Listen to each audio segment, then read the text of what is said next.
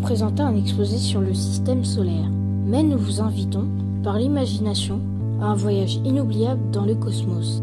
Par la pensée, vous avez le pouvoir de nous suivre sans aucune difficulté. Commençons ensemble par lever la tête lors d'une belle nuit d'été. Le ciel est sombre et il y a des étoiles. Vous distinguez à l'œil nu une faible étendue blanchâtre qui s'étire d'un bout à l'autre de l'horizon. C'est notre galaxie, la Voie lactée. Une galaxie parmi tant d'autres, une spirale à 4 bras qui contient 300 milliards d'étoiles. Notre étoile, le Soleil, se situe dans un de ses bras. Tout cela est très visuel et très beau. Vous avez du mal à imaginer ce que représentent 300 milliards d'étoiles? Ne vous en faites pas. C'est quasiment impossible, mais nous allons essayer ensemble.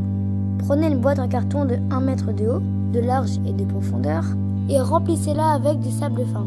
Faites la même chose avec 299 autres boîtes identiques. Vous avez donc 300 boîtes remplies à ras-le-bord. Et voilà, il y a autant d'étoiles dans notre galaxie que de grains de sable dans l'ensemble de ces boîtes. 300 milliards de grains de sable. Vous marquez maintenant un des grains de sable d'un petit point jaune, puis vous déversez le contenu de toutes les boîtes sur une immense place. Vous vous empressez d'y dessiner une spirale à 4 bras. Vous invitez les passants à observer le spectacle. Vous leur expliquez que chacun de ces 300 milliards de grains de sable représente une étoile de notre galaxie. Demandez-leur ensuite de trouver le grain de sable que vous avez marqué d'un point jaune. Cela semble impossible.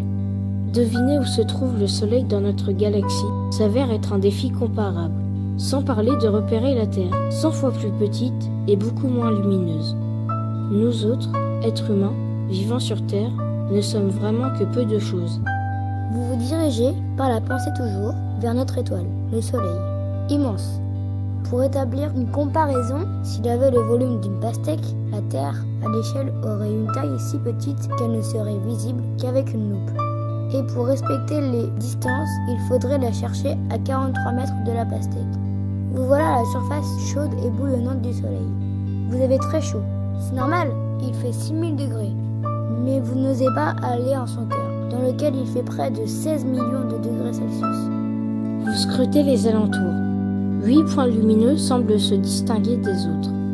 Ces points ne sont pas des étoiles, ce sont des planètes. Si elles brillent dans le noir de l'espace, c'est parce qu'elles réfléchissent la lumière du Soleil. Les 4 planètes les plus proches de notre étoile sont de petits mondes rocheux. Les 4 autres, plus éloignés, sont en revanche principalement composés de gaz. Gigantesques au regard de la Terre, ces planètes gazeuses ont été appelées les géantes. Mais elles n'en sont pas moins minuscules par rapport au Soleil. Nous allons faire une pause dans notre voyage mental. Nous vous donnons rendez-vous dans la prochaine émission pour la suite de notre périple à travers le système solaire.